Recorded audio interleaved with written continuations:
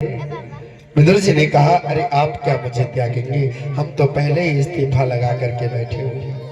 मुझे नहीं चाहिए, मुझे ऐसे मंत्री को के पद को लेकर के नहीं बैठना, मुझे ऐसे मंत्री के पद को नहीं चाहिए। मैं तो पहले से ही उसको त्याग दिया। आहा, कितनी सुंदर बात है। धृतराष्ट्र कहता है दुर्योधन, मेरे प्यारे दुर्योधन कहता है, विदुर मेरे राज्य में दिखाई मत पड़ना, मेरे विपरीत मेरे पिता को भड़का रहा। विदुर जी महाराज ने कहा, बिल्कुल आज से हम आपके राज्य में नहीं आएंगे। विदुर जी महाराज वहां से निकल करके चले आए। अपनी पत्नी को लेकर के एक वन में एक कुटी को बनाया है और कुटी को बना करके उसमें अपनी पत्नी समेत वास करने लगे। ओम नमो भगवते वासुदेवाय, ओम नमो भगवते वासुदेवाय का जाप करते आज विदुर जी महाराज को पता चला कि आज गोविंद की रथ यात्रा आ रही है, मेरे गोपाल की रथ यात्रा आ रही है। विदुर जी महाराज बहुत प्रसन्न हुए, जाकर के विदुरानी से कहते हैं, देवी सुनो क्या है? का आज मेरा विदुर शांति दूत बन करके और हस्तिनापुर को आ रहा है। आज हस्तिनापुर सज रही है, आज हस्तिनापुर की आनंद की सीमा नहीं है। विदुरानी कहती है, तो बड़ी खुशी की बात है, लेकिन विदुर जी आप तो मंत्री के पद पे हैं नहीं, आपसे मिलेंगे कैसे, आपको देखेंगे कैसे? विदुर जी कहते हैं, कोई बात नहीं है देवी, वो मुझे नहीं देखेगा लेकिन मैं तो उसे देखे ही लूंगा। विदुर जी महाराज बहुत प्रसन्न है, मेरे गोविंद की रथ यात्रा आ रही है, मेरे गोपाल आ रहे हैं। विदुर जी महाराज दसियों हजार की भीड़ है, उस भीड़ में सबसे पीछे एक दीवार से छिप करके और गोविंद का दर्शन कर रहे हैं। मेरे प्यारे गोविंद आए हैं, रथ यात्रा रुकी है, दुर्योधन मंच पर लेकर के गया है, मेरे गोपाल के ऊपर पुष्प की बरसात हो रही है। कपटपूर्ण मैत्री को किया है दुर्योधन ने, पुष्प की बरसात हो रही है, लेकिन मेरा गोपाल उन बरसने वाले फूलों को नहीं देखा है। मेरा गोपाल ढूंढ रहा है, सब तो दिख रहे हैं लेकिन मेरा विदुर नहीं दिख रहा। अंत में गोविंद की दृष्टि पड़ी है, दूर विदुर जी महाराज खड़े। इशारे में मानो विदुर जी से मेरे गोविंद कह गए, काका तुम चलो मैं अभी आता हूं। विदुर जी महाराज प्रसन्न हो गए हैं, भक्त और भगवान की नेत्र मिले हैं, भक्त और भगवान एक दूसरे को देख रहे हैं। मेरे विदुर जी महाराज गोविंद को देख रहे हैं और मेरा गोपाल विदुर जी को देख रहा है। आंखों आंखों में ही बात हो गई।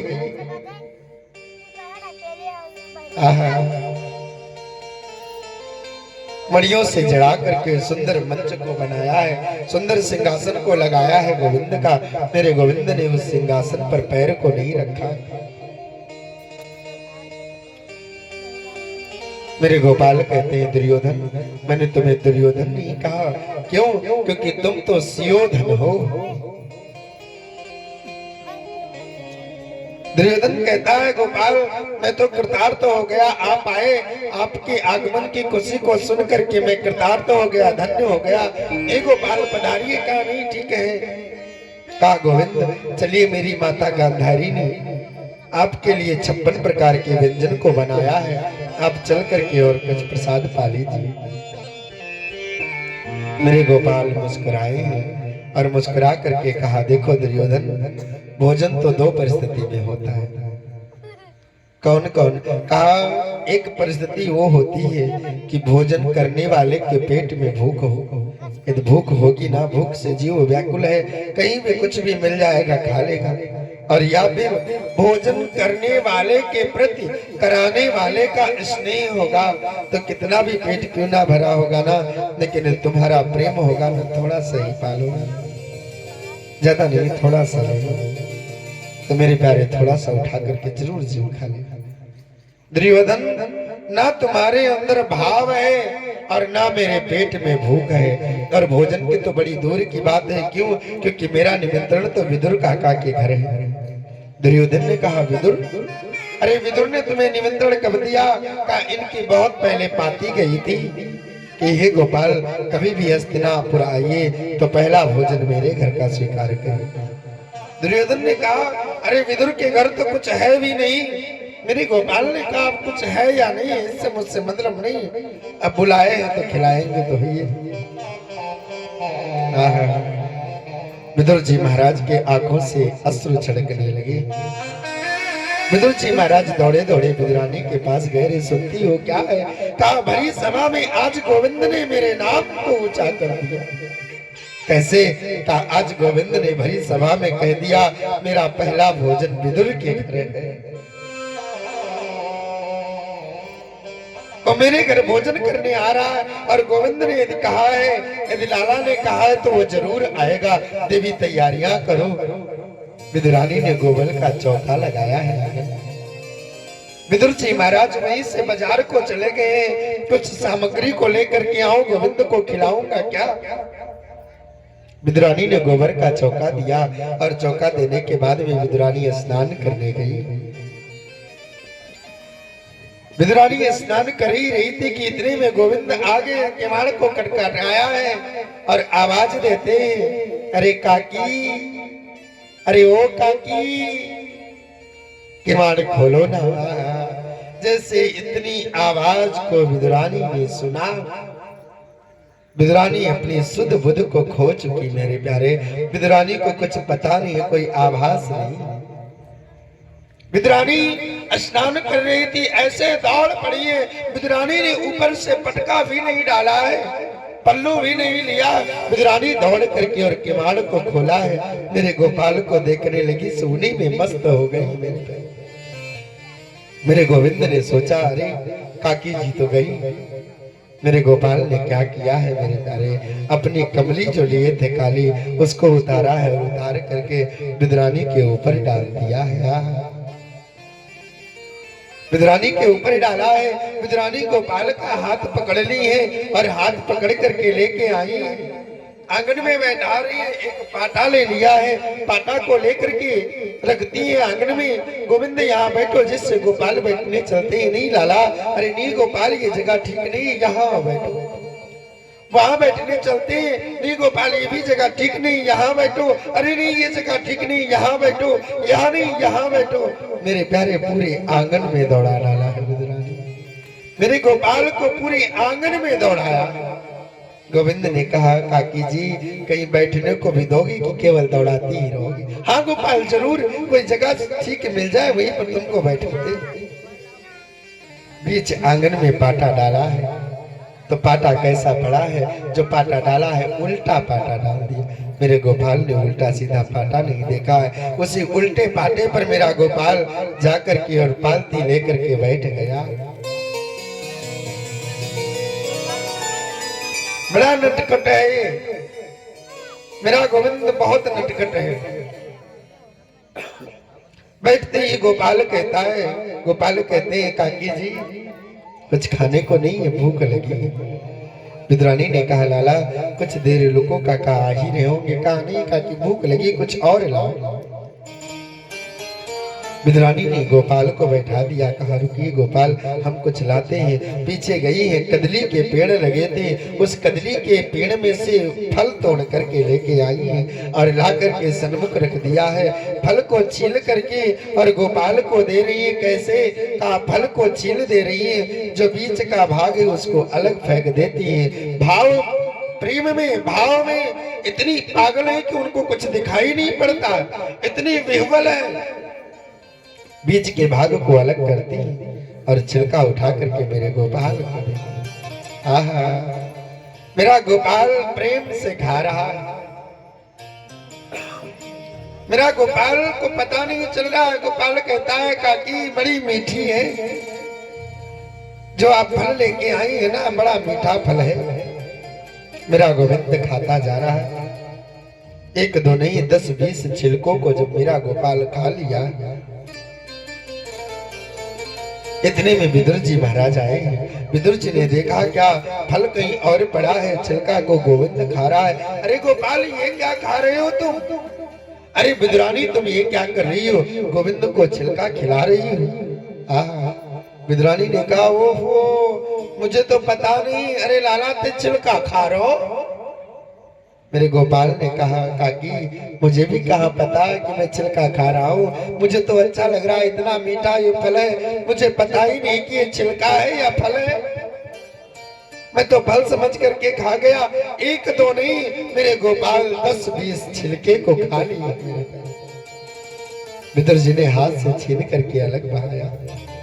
गोपाल इसमें का लो ना। अरे गोपाल ये माखन के लड्डू है, गोपाल ये मेवा का लड्डू है, हे गोपाल ये मिठाई है, गोपाल लो ना। गोपाल कहते हैं नहीं काका भूख। अरे लो ना गोपाल, थोड़ा सा लड्डू लिया। थोड़े से लड्डू को मुख में रख करके मेरे गोविंद ने मुख को हटा। काका जो स्वाद काकी के छिलके में था, ए काका इस तुम्हारे मेवा के लड्डू में नहीं है गोपाल। काका जो स्वाद काकी ने खिलाया है उसमें था, वो इस मेवा के लड्डू में नहीं। आहा कितना सुंदर भाव है। ये प्रेम है गोविंद का। क्या है ये प्रेम है?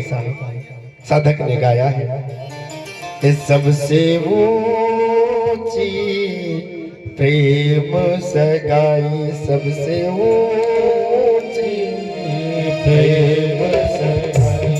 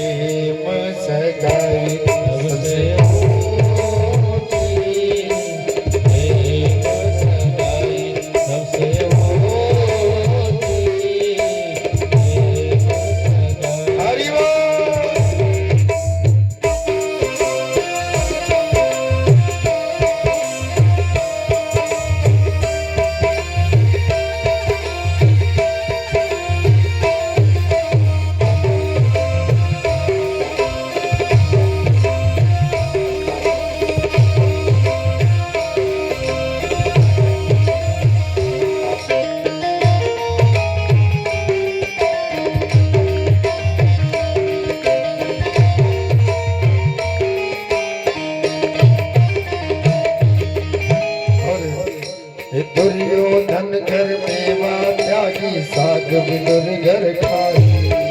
दुर्योधन घर मेवा त्यागी, साग विदुर घर खाई। दुर्योधन घर मेवा त्यागी, साग विदुर घर खाई। दुर्योधन घर मेवा त्यागी, साग विदुर घर खाई। सबसे ऊंची प्रेम सगाई,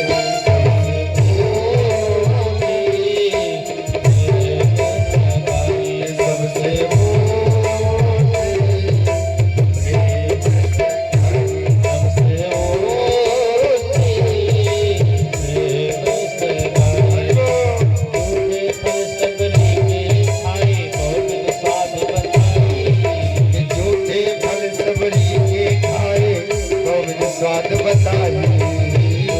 फल सबरी के खाए बहुत स्वाद बताई। छोटे फल सबरी के खाए बहुत स्वाद बताई। सबसे ऊंची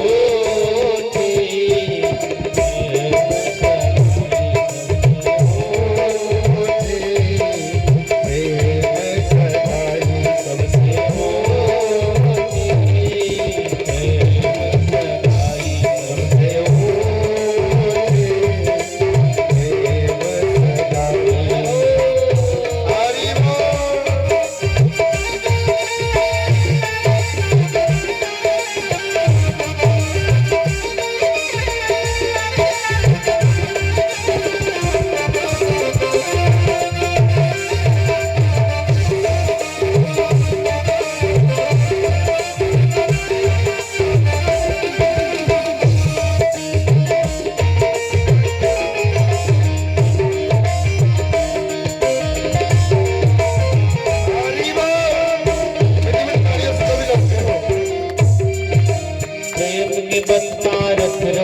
जो भूल गए ठकुराई। जो भूल गए ठकुराई।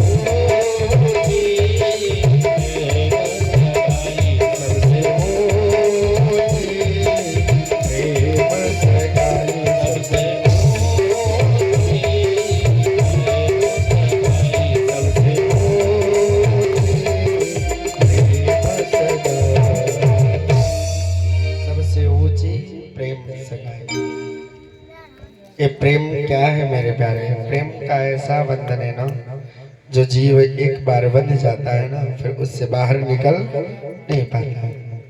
बाहर निकलना बड़ा मुश्किल हो जाता है, निकल तो जाता है लेकिन बहुत मुश्किल होता है। प्रेम के मार्ग में अन्यत्र कठिनाइयां, जीव जो उन कठिनाइयों को झेल करके और पार होता है, माई बाप उसी का जीवन सार्थक होता है। यदि संसार में कुछ है तो क्या है? कहा एक प्रेम है, बिन प्रेम रीझत नहीं नटवर नंद किशोर। बिना प्रेम का वो रीझने वाला नहीं है। तुम्हारे पास प्रेम है तो रीझेगा, और प्रेम नहीं है तो रीझने वाला नहीं है मेरे प्यारे। यदि उसको रिझाना है तो प्रेम लाओ। क्यों? क्योंकि साधक ने कहा है, भाव का भूखा हूं मैं, भाव ही एक सार है। भाव से मुझको भजे तो भाव से बेड़ा पार। भाव बिन झूठी पुकारे मैं कभी सुनता नहीं। भाव से एक फूल भी दे तो मुझे स्वीकार है। भाव से एक फूल भी दे तो मुझे स्वीकार। मेरा गोपाल मेरा परमात्मा किसका भूखा है? भाव। यदि तुम्हारे पास भाव है तो परमात्मा तुम्हारे पास है मेरे प्यारे, परमात्मा तुम्हारे करीब है, और यदि भाव नहीं है तो कुछ भी नहीं मेरे प्यारे, संसार झूठा। सुखदेव जी महाराज कहते हैं, राजन यदि परमात्मा बिदारी को देखते होते, जाति को देखते होते, तो विदुर के घर जाकर के और छिलके ना खाते मेरे प्यारे। और एक बात कहूं, भगवान जब अपनी लीला को विराम करके और जाने लगे, तो उद्धव जी महाराज ने परमात्मा से प्रश्न किया है, गोपाल आप मुझे एक चीज बताएं, क्या हे गोविंद आप आए, आपने लीला किया, इतने दिनों तक वास किया, मेरी समझ में नहीं आया गोविंद, मैं आपसे जानना चाहता हूँ कि आपको भोजन इतने दिनों में कहाँ के भोजन में आनंद आया। गोपाल कहते हैं, उद्धव जानना चाहते हो,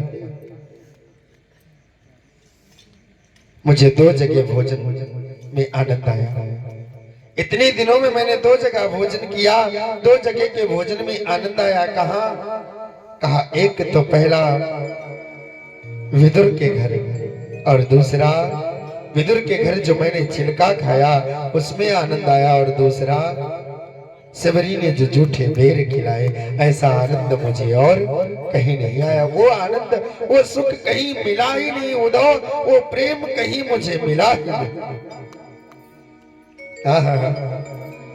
बड़ा सुंदर भाव है। मेरे गोविंद के नेत्र सजल हो गए। उद्धव से बोले, उद्धव मैं और क्या वर्णन कर सकूं। कहने का भाव बड़ा स्पष्ट है, परमात्मा भाव के भूखे हैं। और प्रभु ने उद्धव को कहा, आज मुझे मेरे विदुर की याद आ रही है, तुम जा रहे हो ना, जा रहे हो, जहां कहीं भी मेरा विदुर मिले उसे मेरा समाचार अवश्य कहना, मेरे मन की भावना है। आज उद्धव जी महाराज भगवान से आज्ञापित होकर के गए हैं। उद्धव जी को मार्ग में सरस्वती के किनारे विदुर जी महाराज मिल गए हैं। एक है ज्ञानी भक्त, दूसरा नीतिक भक्त, दोनों का मिलन हुआ। था यहीं पे जब ये ज्ञानी का और नीति ज्ञानी का दोनों भक्तों का मिलन होता है, तो यहीं से मानो भागवत का आरंभ होता है। विदुर और उद्धव का संवाद।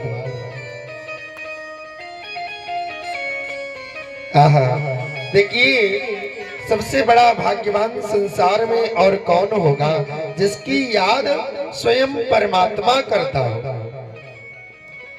जिसको भगवान याद। देखिए, परमात्मा को तो याद करने वाले हर कोई है, क्योंकि वो हीरो है। हाँ, आप लोग मूवी को देखते हैं ना, तो मूवी को देखते हैं, जब कोई मारा जाता है ना, तो ये कि मन में भाव, अरे आ रहा होगा वो हीरो, आ रहा होगा वो हीरो, आ रहा होगा। हाँ, तो विशेष फोकस किस पे होता है? का हीरो पे। परमात्मा कौन है? का परमात्मा हीरो है, डॉन है, वो सबका मालिक है। तो उसको याद करने वाला, तो करने वाले तो बहुत है, कोई डर से बचता है, कोई प्रेम से बचता है, कोई मजबूरी में जबता है। हाँ, याद तो करना है, नहीं ऐसे जपोगे मजबूरी आएगी तब जपोगे। लेकिन आप जरा विचार करिए, क्या भगवान भी किसी को याद करता है? जिसको परमात्मा याद कर लेना, संसार में उससे बढ़कर के भाग्यवान कौन हो सकता है?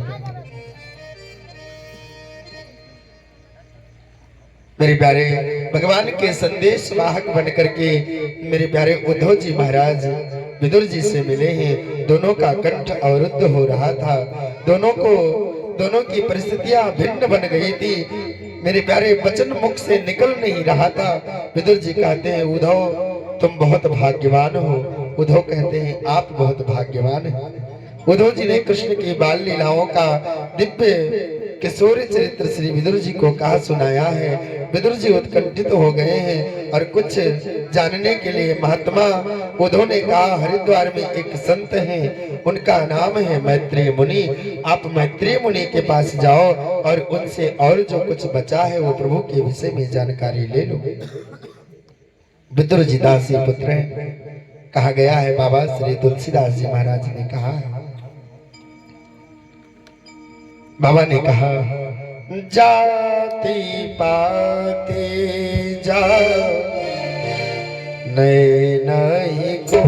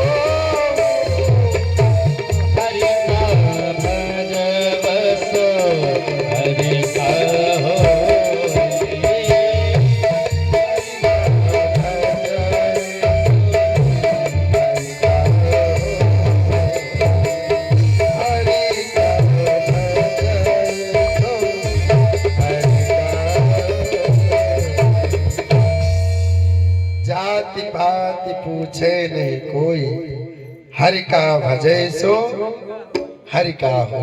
जो उसका भजने, उसका नाम भजने लगा ना, उसी का होगा, चाहे वो किसी भी जाति का क्यों।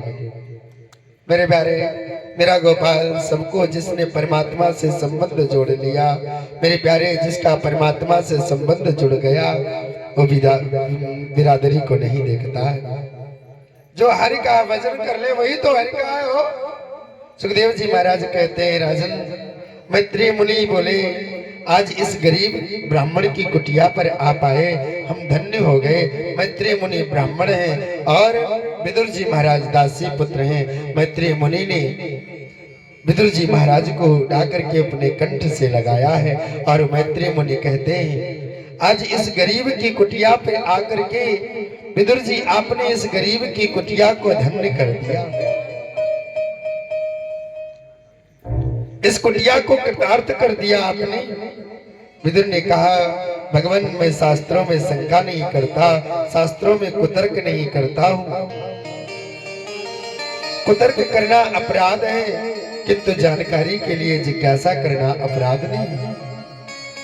मैं यह जानना चाहता हूं प्रभु कि सारी सृष्टि को परमात्मा क्यों बनाता है। सृष्टि में परमात्मा ने सृष्टि को बनाया है, आखिर क्यों बनाया। कोई दुखी है तो इतना दुखी है कि उसके दुख का वर्णन नहीं किया जा सकता, और कोई सुखी है तो इतना सुखी है कि वो दूसरे को देखना नहीं पसंद करता।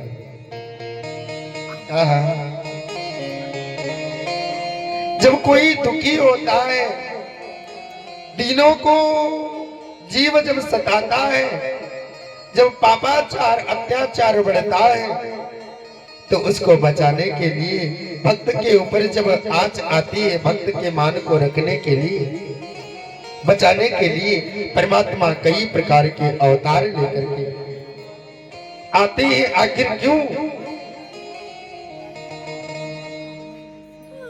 हे प्रभु, उन अवतारों में कोई नरसिंह अवतार भी होता है, कभी बावन का अवतार होता है। मैंने सुना है भगवान ने सूकर का रूप ले लिया, 12 बन गए। ये कैसे? भगवान ने सूकर का रूप कैसे लिया, भगवान 12 कैसे बन गए? मैत्रेय मुनि ने सृष्टि के प्रसंग को विस्तार से कहा है।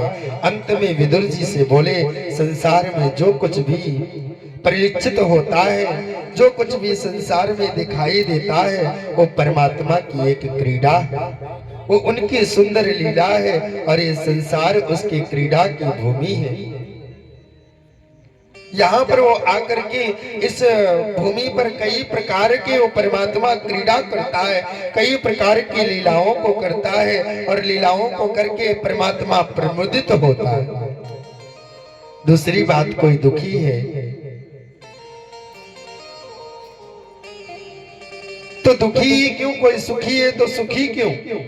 परमात्मा किसी को ना दुख देते हैं और परमात्मा ना किसी को सुख देता है। नोट कर लीजिए। लोग थोड़ा सा गरीब होते हैं ना, कहते हैं क्या करूं, भगवान की कृपा नहीं है तो भैया हम गरीब। बड़ी कोठियों को देखता, अरे भैया उनकी बात ना करो, उनके ऊपर परमात्मा की पूरी कृपा है, भगवान ने पूरी कृपा कर रखा। तो क्या तुम ही भगवान के कितवा जोत लिए थे क्या हो?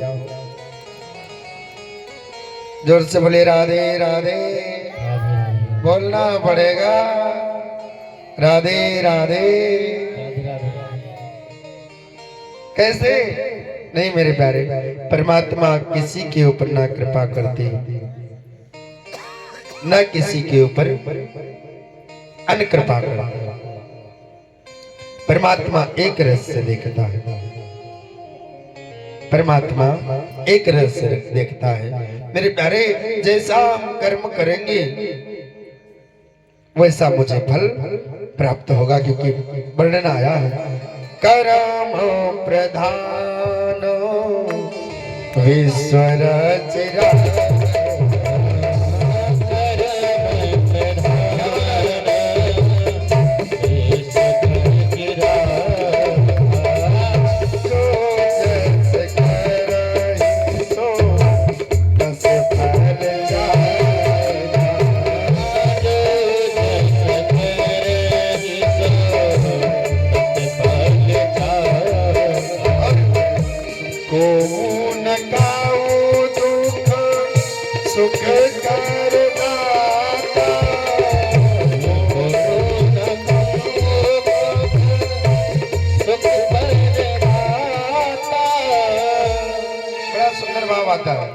बाबा कहते हैं को न काऊ दुख सुख कर दाता।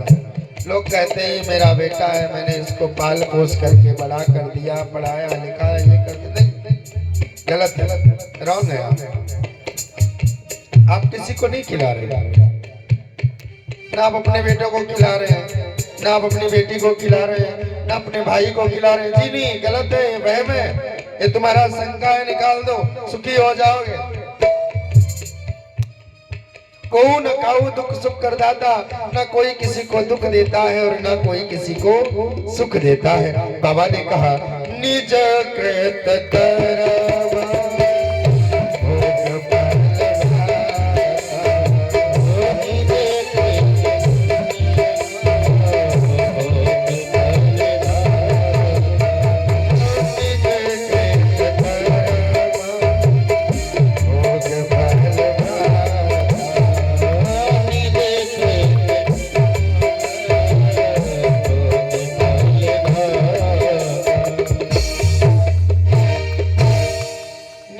कर्म, जो मेरा कर्म है उसी के द्वारा हम सुख को भेजते हैं, भोगते हैं, और उसी के द्वारा हम दुख को भी भेजते हैं। मेरे प्यारे, कोई किसी का न सुख का साथी है, न कोई दुख का साथी है, ये गलत बात है। और प्रभु तीसरी बात, तुमने पूछा व्यक्ति को बचाने के लिए परमात्मा, भक्त को बचाने के लिए परमात्मा अवतार लेता है। वेद के अनुसार जो व्यक्ति कर्म कर रहा है, वेद के आधार पर जो सत्कर्म कर रहा है, आचरण कर रहा है, उस सत्कर्म करने वाले व्यक्ति को कोई कष्ट पहुंचाता है तो ऐसे व्यक्तियों की सुरक्षा करने के लिए परमात्मा का अवतार होता है। भगवान जो वेद मार्ग पर चलते हैं, ऐसे जीवों को जो कष्ट पहुंचाता है ना, तो उनकी रक्षा के लिए परमात्मा का अवतार होता है। अवतारों में भगवान ने बाराह का रूप धारण किया, भगवान ने सूकर का रूप धारण किया। इसका भी एक विचित्र कारण है, दर्शन करें। इसका कारण क्या है, आप लोग सुने। कश्यप जी महाराज की 13 पत्नियां, कश्यप जी की 13 पत्नियां हैं। उन 13 पत्नियों में उनमें से दीदी सबसे बड़ी है। 13 पत्नियां, जो 13 और अन्य 12 रानियां हैं, 12 पत्नियां हैं, उनके सभी पुत्र हो चुके हैं, लेकिन माता दीदी सबसे बड़ी है। दीदी को कोई पुत्र नहीं। दिति ने कहा कश्यप जी से, गोधूली की वेला में, सायंकालीन वेला है, गोधूली का वेला है, गोधूली के वेला में दिति ने कश्यप जी से कहा, प्रभु मेरी सभी बहनें तो पुत्रवती हैं, लेकिन मुझे पुत्र नहीं है, मुझे पुत्र चाहिए और इसी समय आप मुझे पुत्र दीजिए। कश्यप जी महाराज ने कहा, देवी ये गोधूली की वेला है, सायंकालीन वेला है, इस समय काममुख होना उचित नहीं है। क्यों? क्योंकि इस समय भगवान शिव अपने गणों के संग में भ्रमण करते हैं और इस समय यदि हम काममुख होते हैं तो गर्भ में पलने वाले शिशु के ऊपर उन गणों की छाया पड़ती है तो वो दुष्ट निकलते हैं। दिति ना मानी, दिति ने कश्यप जी महाराज को मजबूर कर दिया और कश्यप जी महाराज को कामुक होना पड़ा।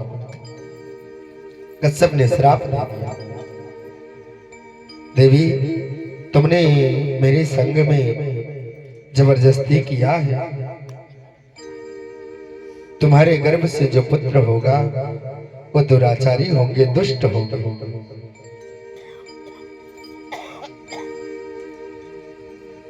जैसे इतनी सी बात को सुना है दिति घबरा गई, दिति एकदम भयभीत हो गई, बोले मुझे दुराचारी पुत्र नहीं चाहिए, मुझे तो सुशील पुत्र चाहिए। ऋषि बोले अब तो बीज का असर हो चुका है, बीज का असर को लेकर के मैं कहां जाऊं? इतना हो सकता है कि तुम्हारे पुत्र दोनों ही राक्षस होंगे, तुम्हारे दो पुत्र होंगे, दोनों ही राक्षस होंगे, लेकिन तुम्हारे पुत्रों का संहार करने के लिए भगवान नारायण को स्वयं स्वरूप धारण करके और आना पड़ेगा। दिति ने कहा तब तो मेरे पुत्र बड़े भाग्यवान होंगे, बड़े भाग्यशाली होंगे। कश्यप ने दिति से कहा और तुम्हारा जो पौत्र होगा वो पौत्र तुम्हारा बड़ा ही गुणवान होगा, तुम्हारे पौत्र का नाम प्रहलाद होगा, वो सुशीलवान होगा, शीलवान होगा, अलंपट होगा, तेजस्वी होगा, यशस्वी होगा, मनस्वी होगा और भगवान का परम लाडला भक्त होगा। सुनकर के माता दिति के मन में बड़ा आनंद की अनुभूति हुई है, थोड़ा प्रसन्न हुई है। देवताओं ने ब्रह्मा से पूछा, दिति के गर्भ में जो शिशु है उसका प्रकाश अभी से बढ़ रहा है, दैत्यों की माता है, पता नहीं क्या होगा। ब्रह्मा ने कहा दिति के गर्भ में जो बालक है वो साधारण मानव नहीं है, ये दोनों भगवान के दिव्य पार्षद हैं। दिति के गर्भ में जो बालक है, जो राक्षस के रूप में आने वाले हैं, ये कोई और नहीं है, भगवान के ही पार्षद हैं। जब भगवान के पार्षद है तो ये राक्षस कैसे बने? दर्शन करें, भागवत जी कहते हैं एतौ पार्षदौ मह्यम जय विजय वचा कद कृत्यम माम युद्धो वै क्राता मधिक्रमम्।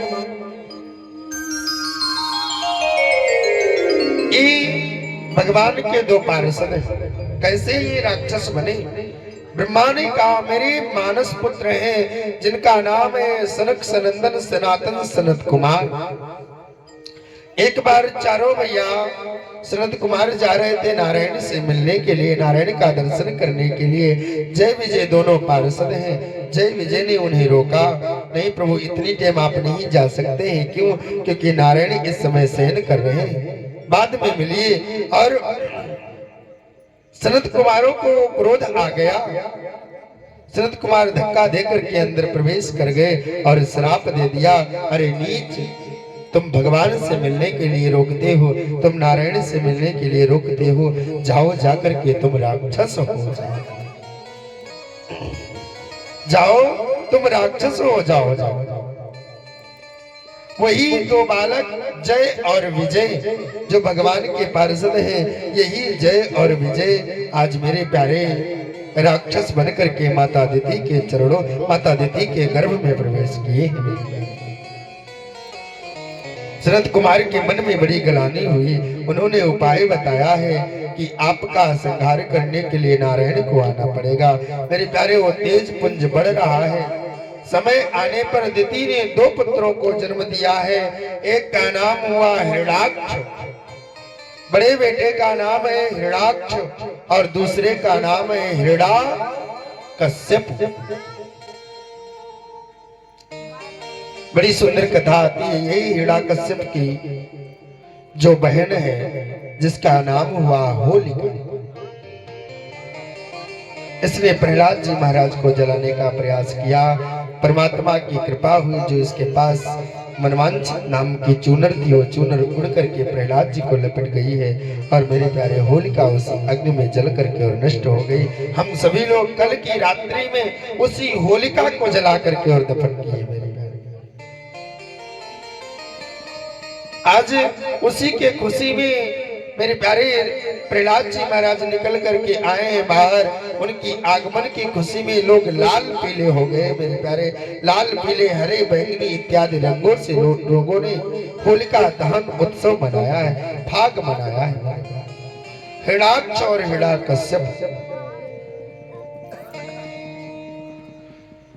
हिरण्याक्ष बड़ा है। हिरण्याक्ष मेरे प्यारे हिरण्याक्ष का जन्म हुआ। हिरण्याक्ष बड़ा दुराचारी है, बहुत ही ज्यादा दुराचार करता है। पृथ्वी का प्रलय का समय आया, पृथ्वी समुद्र में डूब गई। देवता लोग चिंतित हो रहे थे कि पृथ्वी को निकाल करके लावे कौन। ब्रह्मा जी बैठे थे, कीर्तन करते करते ब्रह्मा जी की छींक आ गई और उनकी नासिका से एक छोटा सा सूकर का बालक उत्पन्न हुआ है मेरे प्यारे। सूकर का बालक निकला और समुद्र में डूब करके बारह भगवान अपनी दृष्टाओं पर पृथ्वी को धारण करके लेकर के निकले। अब पृथ्वी के डूब जाने पर जो प्रतापी लोग हैं वो आकाश में उड़ते हैं। प्राचीन भारत का विज्ञान इतना विचित्र था मेरे प्यारे कि लोग आकाश में उड़ना आरंभ कर देते थे। उधर से उड़ रहे थे नारद जी, उधर से उड़ते हुए नारद जी भी आ रहे थे। हिरण्याक्ष मार्ग में मिल गया। हिरण्याक्ष ने नारद जी को देखा और देखते ही पकड़ लिया। हिरण्याक्ष ने नारद जी से कहा खाली बीना बजाना ही आता है या कुछ लड़ना झगड़ना भी आता है? नारद जी बोले श्री कृष्ण गोविंद हरे मुरारी हे नाथ नारायण वासुदेवा। गोविंद नारद जी महाराज कीर्तन करने लगे श्री कृष्ण गोविंद हरे मुरारी हे नाथ नारायण वासुदेवा। बोले भैया कीर्तन करना तो हमें आता है, लड़ना झगड़ना तो आता नहीं है, लड़ना झगड़ना जानते नहीं है। हिरण्याक्ष बोला लेकिन तुमको हमसे युद्ध करना होगा, युद्ध करना पड़ेगा क्योंकि हमारी भुजाओं में खुजली चल रही है, कोई लड़ने वाला मिलता नहीं है। नारद जी ने कहा अब तो ये तो मुझे मारे ही डालेगा। नारद जी ने दिमाग लगाया। नारद जी ने कहा सुनिए मुझसे मत लड़िए, मुझसे भी एक तगड़ा है। कौन? कहा सीधे चले जाओ समुद्र की तरफ और समुद्र में अभी एक कोई समुद्र में से पृथ्वी को लेकर के और निकल रहा होगा।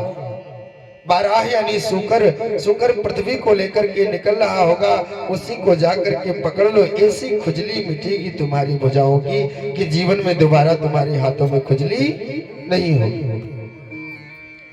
जाओ जल्दी जाओ नहीं तो बाहर निकल के आ जाएगा। हिरण्याक्ष ने 12 भगवान को देखा, उन्हें छेड़ने लगा, लड़ने के लिए ललकारने लगा। दोनों में विचित्र युद्ध छिड़ गया है।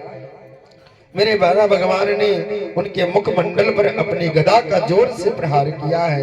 हिरण्याक्ष का सिर धड़ से कट करके अलग हो गया है। हिरण्याक्ष के मरने के बाद में देवताओं ने पुष्प की बरसात किया है।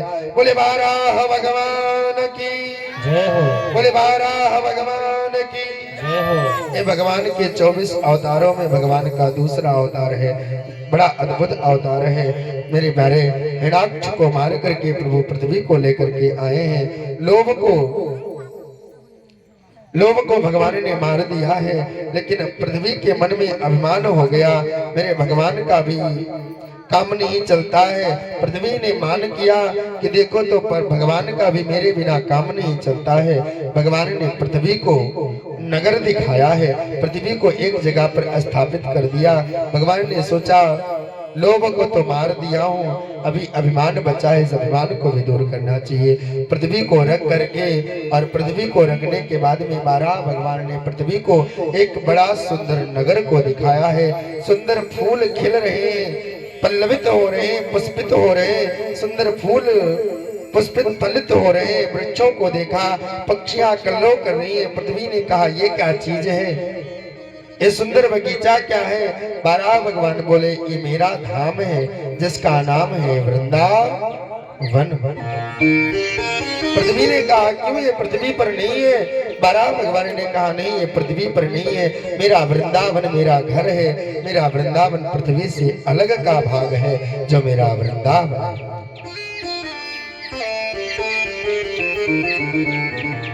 चार धामों में वृंदावन का नाम नहीं आता, दर्शन करें आप लोग। चार धामों में वृंदावन का नाम नहीं आता। तीर्थों के राजा कौन है पता है किसी को? प्रयाग। क्या बात है, तीर्थों के राजा कौन है? प्रयाग जी महाराज। प्रयाग तीर्थों के राजा है। तो जो राजा होता है ना वो छोटे छोटे राजाओं से कर लेता है। प्रयाग सभी राजाओं से सभी तीर्थों से कर लेते हैं। सभी तीर्थों का कर प्रयाग जाता है, आज भी परंपरा है। सभी तीर्थों का कर यानी देवता समय पे जो जिस तीर्थ का राजा होता है वो कर पहुंचाता है प्रयाग। एक बार प्रयाग दौड़े दौड़े ब्रह्मा के पास आए। ब्रह्मा से रोने लगे, क्या हुआ? कहा मुझे सभी तीर्थ तो कर देते हैं लेकिन ये जो वृंदावन है ना ये वृंदावन मुझे कर नहीं देता है। वृंदावन मेरी इंसल्ट करता है। मैं क्या करूं? इस वृंदावन को समझाओ और वृंदावन से कहो कि आकर के मुझे कर दिया करे। ब्रह्मा ने भगवान श्री हरि नारायण से भगवान कृष्ण को बुलाया, क्यों भाई तुम्हारा वृंदावन के तुम राजा हो, क्यों नहीं कर देते हो? मेरे गोपाल ने कहा ये बताओ कर किसका दिया जाता है? कर तीर्थ का दिया जाता है, राजधानी का दिया जाता है, या कोई अपने घर का कर देता है? कहा समझे नहीं। कहा मैं कर क्यों देने जाऊं, क्योंकि वृंदावन तो कोई तीर्थ नहीं है, कोई राजधानी नहीं है। वृंदावन तो मेरा घर है और घर का कोई कर नहीं देता है। मेरे प्यारे तीर्थराज प्रयाग मुंह बना करके और वापस चले आए। कहते धन धन वृंदावन राजधानी, धर्म कर्म जहाँ बटत जेवरी, मुक्ति भरे जहाँ पानी। का वृंदावन ऐसा है ना कि जहाँ पर मुक्ति आकर के और जमुना जी से जल को भरती है। मेरे प्यारे वृंदावन तीर्थ नहीं है। यदि भौतिक आंखों से आप वृंदावन को देखते हैं, यदि पिकनिक मनाने की भावना से वृंदावन को देखते हैं तो वृंदावन में टूटे फूटे मकान दिखाई पड़ेंगे। गंदी नालियों के अलावा आपको कुछ नहीं दिखाई पड़ेगा। यदि आध्यात्मिक दृष्टि से देखेंगे तो वृंदावन को आध्यात्मिक दृष्टि से देखेंगे, भक्ति के चश्मा से देखते हैं तो वृंदावन की रज रज में एक एक कण में कृष्ण कृष्ण राधे राधे का उद्घोष सुनाई पड़ता है। मेरे प्यारे आज भी यदि आप भक्ति भाव से गए हैं ना तो उस वृंदावन में कृष्ण कृष्ण कृष्ण कृष्ण का उद्घोष सुनाई पड़ता है। साधक कहता है बिन मन बैरागी हो गया वृंदावन की गलियों में, मेरा मन बैरागी हो गया वृंदावन की गलियों में, मेरा मन बैरागी हो गया वृंदावन की गलियों में, मेरा मन बैरागी हो गया वृंदावन की गलियों में, वृंदावन की गलियों में, हाँ बरसाती की गलियों में, वृंदावन की गलियों में, हाँ बरसाती की गलियों में,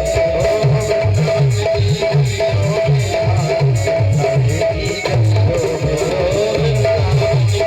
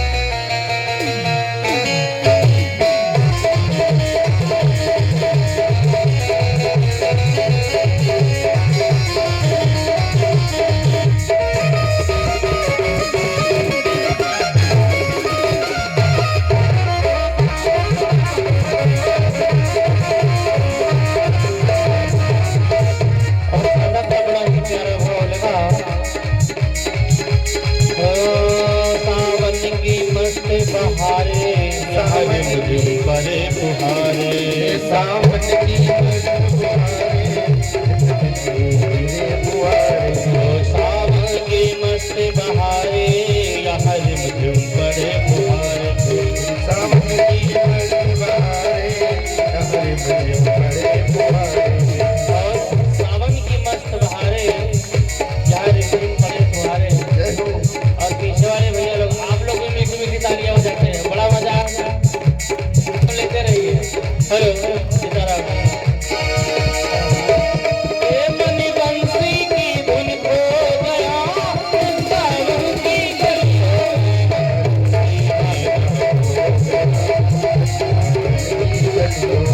मनी बंसी की धुन खो गया वृंदावन की गलियों वृंदावन की गलियों में हम हर सामने की गलियों में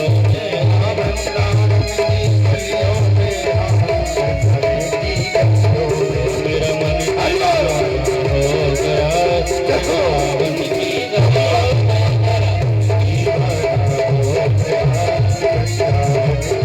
गलियों में और बस कह रहा है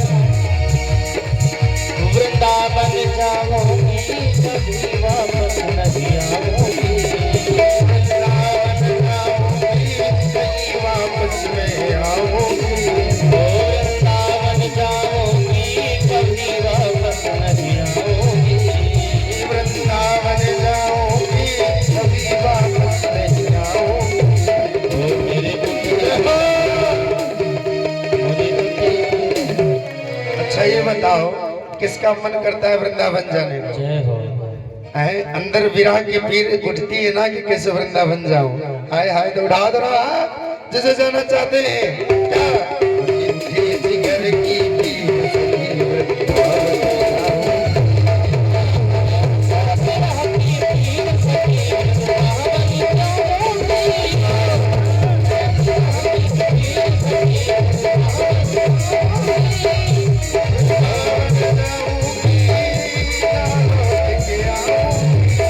वृंदावन वृंदावन जाऊंगी ना लौट के आऊंगी वृंदावन जाऊंगी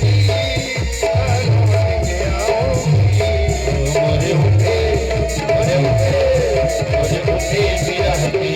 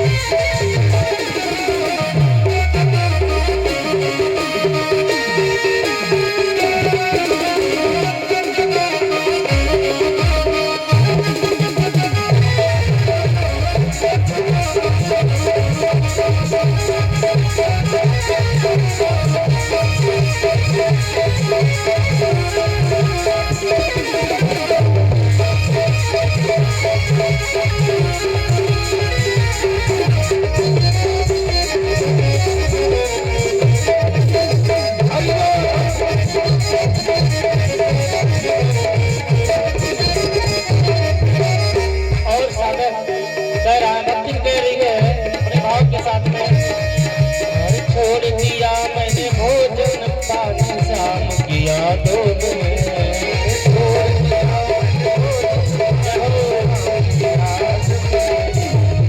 छोड़ दिया मैंने भोजन पानी शाम की यादों में छोड़ दिया मैंने भोजन पानी शाम की याद में भूल गई सुध बुध अपनी मैं शाम की यादों में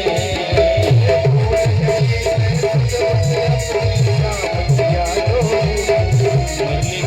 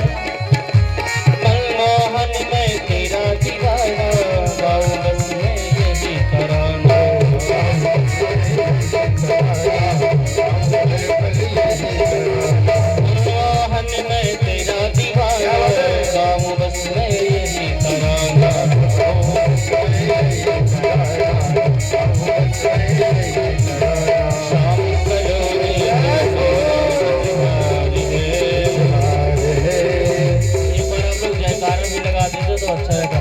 बोल वृंदावन वाके बिहारी लाल की माताएं बहनें आप लोग भी बोली वाके बिहारी लाल की सलोने तो मेरा रिश्तेदार है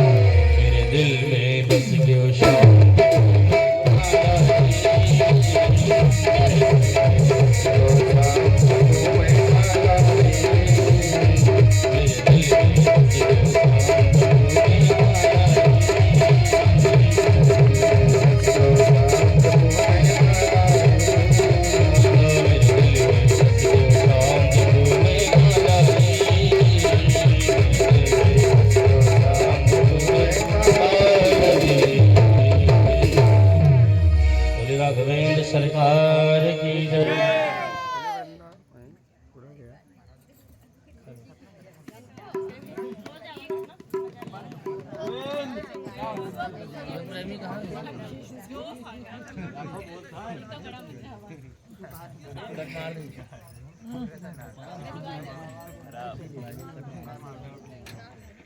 हेलो, बोले वृंदावन बिहारी लाल की, राधा माधव युगल सरकार की, राधा रानी सरकार की। आली रे मोहि लागे वृंदावन नहीं को। मेरे प्यारे वृंदावन का मीरा कहती है, मीरा जी ने कहा है आली जी मुझे लागे वृंदावन नहीं को। मुझे वृंदावन जैसा कोई दूसरा अच्छा नहीं लगता है, कोई धाम अच्छा नहीं है। भगवान ने पृथ्वी की स्थापना कर दी। मैत्री मुनि कहते हैं, विदुर तुमने पूछा कि भगवान ने हिरण्याक्ष का रूप, हिरण्याक्ष भगवान ने हिरण्याक्ष का वध क्यों किया? इसका मूल कारण था वो मैंने तुमसे कहा, उससे वैदिक धर्म विरुद्ध आचरण किया और उस आचरण के नाते परमात्मा ने उसका वध किया है। हृदय में स्थित हुए लोभ को मारने से कपिल भगवान आए।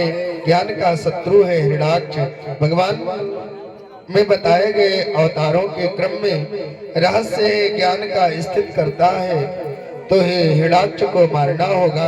लोभ रूपी हिरण्याक्ष को मारने पर फिर भगवान कपिल आते हैं। पृथ्वी की स्थापना हुई, ब्रह्मा के जितने भी पुत्र हुए सब विरक्त हो गए। सनक सनंदन सनातन सनत कुमार ये 4 पुत्र हुए, इन्होंने विवाह नहीं किया। ब्रह्मा जी के एक पुत्र और है जिनका नाम है करदम। बड़ी सुंदर कथा आती है, आप लोग दर्शन करें। ब्रह्मा जी के एक पुत्र हुए जिनका नाम हुआ करदम ऋषि। करदम ब्रह्मा जी के हाथों से उत्पन्न हुए हैं। करदम जिन्होंने अपनी इंद्रियों का दमन कर लिया हो वही करदम है मेरे प्यारे।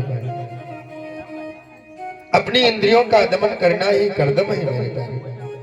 करदम जी महाराज की उत्पत्ति हुई। करदम जी महाराज सीधे वन की ओर चले गए हैं और वन में जाकर के और तपस्या के लिए उद्यत हुई हैं। ब्रह्मा ने कहा, बेटा कभी कभी हम वैराग्य की बातें करते हैं तो बड़ी बड़ी बातें करते हैं, परंतु वैराग्य के मार्ग पर चलना बड़ी ही कठिनाई की बात है। संत का चरित्र, संत का जीवन ज्यादा सफल उसी का है जो पहले गृहस्थ रह चुका है, और गृहस्थ रहने के बाद में जो वैराग्य को अपनाता है उसी का जीवन ज्यादा सार्थक होता है। क्योंकि शास्त्र कहते हैं पहले ब्रह्मचर्य का पालन करो, फिर गृहस्थ जीवन में आओ और उसके बाद में साधु जीवन व्यतीत करो। लेकिन परमात्मा की विशेष कृपा जिस पर हो जाए वो बचपन से ही ब्रह्मचारी हो सकते हैं। मेरे भाई करदम जी महाराज वन में चले गए, वहां जाकर के बहुत तपस्या किया है। तपस्या करते करते जब बूढ़े होने लगे, वृद्ध हो चले, तो करदम जी महाराज ने एक दिन एक विचार जगा करदम जी महाराज के मन में, क्या कि दुनिया के लोग विवाह करते हैं, अपनी पत्नी के संग में विहार करते हैं, आनंदित होकर के रहते हैं, जरा हम भी देखें विवाह करके कितनी खुशी मिलती है। तो मेरे प्यारे करदम जी का जंगल में विवाह कहां से हो? करदम जी महाराज ने मन में विवाह की उत्कंठा को जगाई। एक चीज मैं आपको बताऊं, यदि आप परमात्मा के सच्चे प्रेमी हैं, भक्त हैं और भगवान का ही भजन करते हैं, और यदि मन में आपकी कोई भी एनी वे कामना आई, कोई भी कामना आपके मन में आई है ना, तो परमात्मा उस कामना को जरूर पूरी करता है। मेरी गारंटी मैं बताता हूँ, भागवत जी कह करदम जी महाराज ने तप किया, और तप करने के बाद में जब बुढ़े हो चले, जब बुढ़ौती की ओर आ गए, 70 वर्ष के हो गए करदम जी महाराज, तो करदम जी महाराज के मन में विवाह की उत्पन्ना जगी। काश मैं भी विवाह करता, मेरी भी पत्नी होती, बच्चे होते, हम भी बिहार का। परमात्मा इस करदम जी महाराज ने इस भाव को लेकर के और विवाह के लिए करदम जी ने विवाह के विवाह जो होता है ना, ये बड़ा खतरनाक होता है। आज का जनरेशन बड़ा हाई लेवल पे पहुंच रहा है। हाँ, पाने के लिए लोग क्या कुछ नहीं कर जाते, क्या कुछ नहीं कर जाते हैं। किसी को पाने के लिए कह दो ना कि स्वर्ग से अमृत को लेके आना है तो प्रयास करेंगे, काश उनकी पहुंच होना तो वो भी ला करके और इसके बाद में यूज कर लेंगे। लोगों की भावना मैंने देखा आज के जनरेशन, क्योंकि आज के जनरेशन में तो आप लोग जानते हैं क्या श्रेष्ठ है, वो तो आप लोग जानते हैं। सबसे सर्वोपरि आजकल की जनरेशन में क्या चल रहा है, मैं कहना नहीं चाहूंगा, आप लोग ऐसे समझिए। क्यों ऐसा क्यों है? क्योंकि उनको एक से मतलब नहीं है, वो जहां जहां पहुंचे वहां मतलब बना के चले। जोर से बोले राधे राधे, और जोर से, और जोर से, थोड़ा धीरे से बोलो। हाँ, जितनी आवाज में राधे राधे जोर से बोलने में होती है, आवाज धीरे में। हाँ, बगल में मच्छर भड़क रहे हो ना तो वो भी ना सुन पाए। राधा रानी कैसे सुनेंगे? तो जोर से बोले राधे राधे, और जोर से, और जोर से। क्या आइए,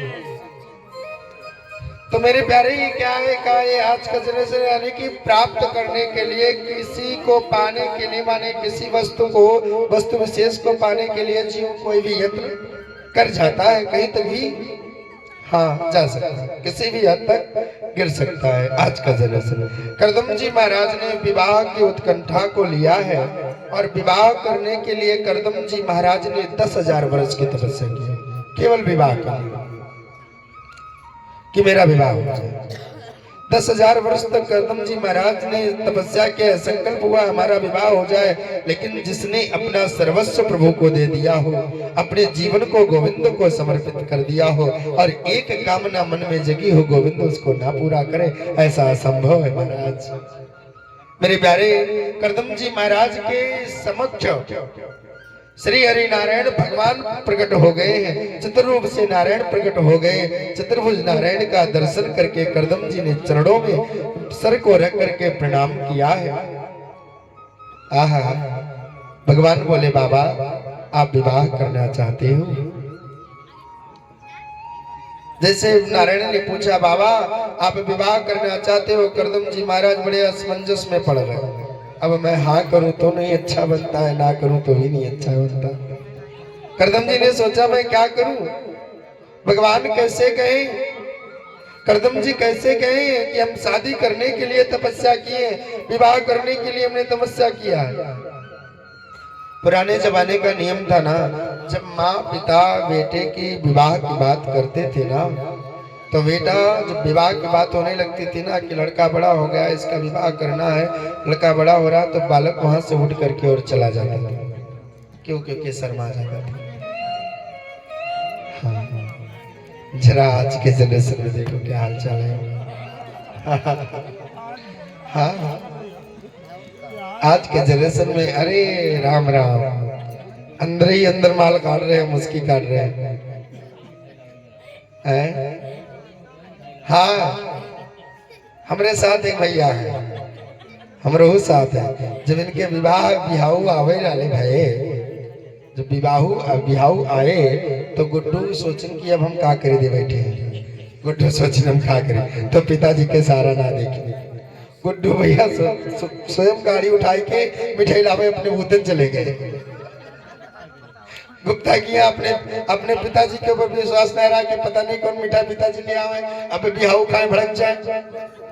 तो गुड्डू ने सोचा भूपगंज में गुप्ता जी की दुकान है, बड़े फेमस है मीठा वाले, हलवाई साहब चलो गुप्ता जी के यहाँ लेके आए। तो गुड्डू भैया स्वयं लेके आए अपने बूते मीठे।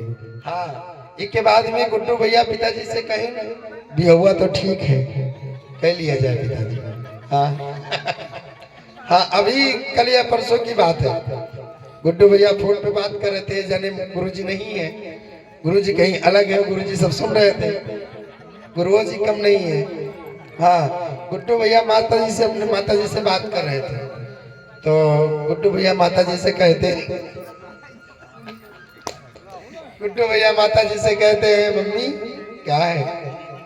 कहा मम्मी घर तो सुना लागत है।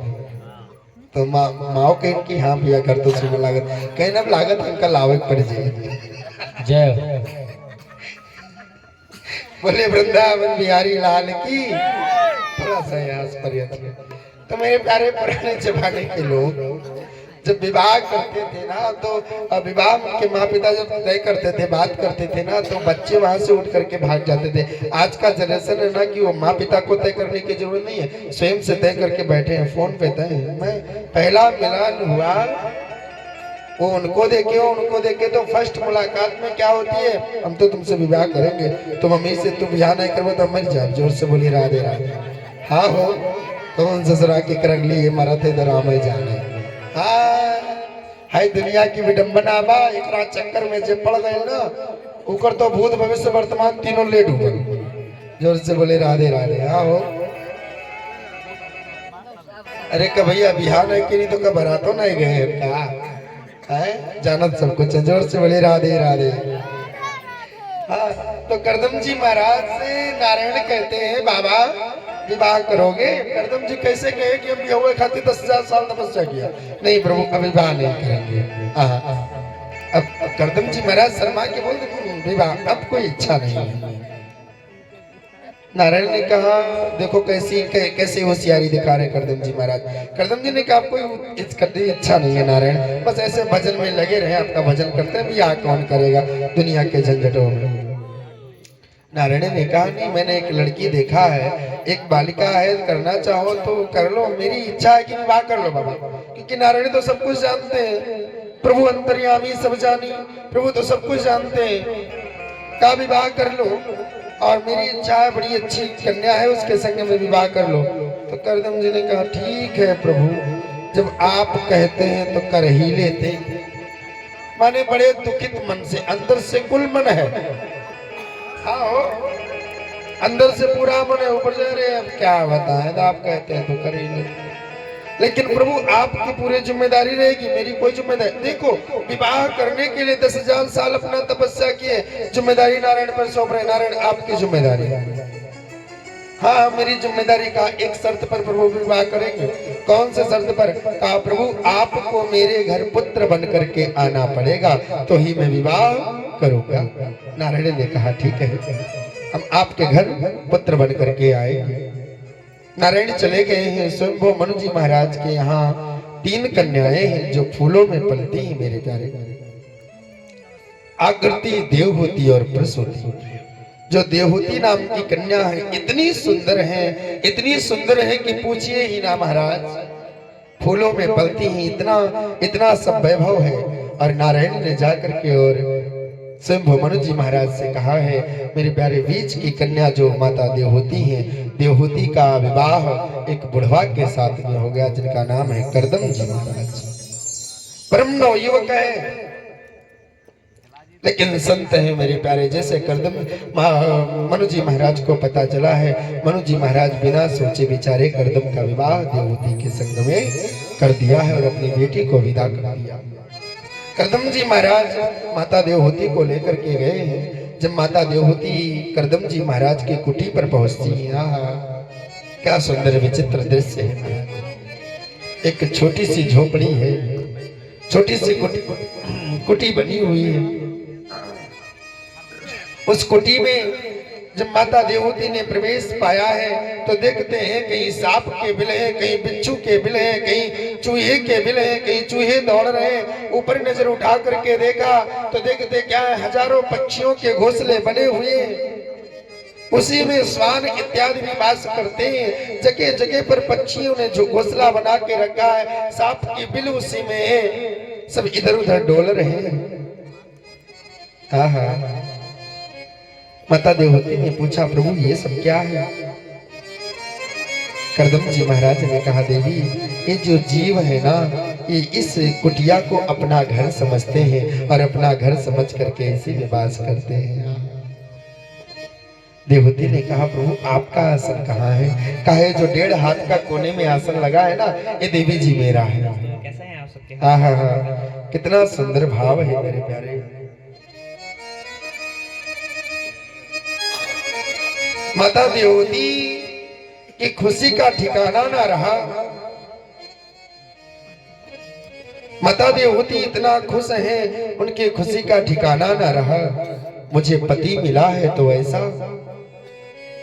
इस तरीके से मेरा पति है, वाह मेरी कितनी किस्मत थी जो ऐसा पति मुझे प्राप्त हुआ, जो हर जीव को अपना समझता है।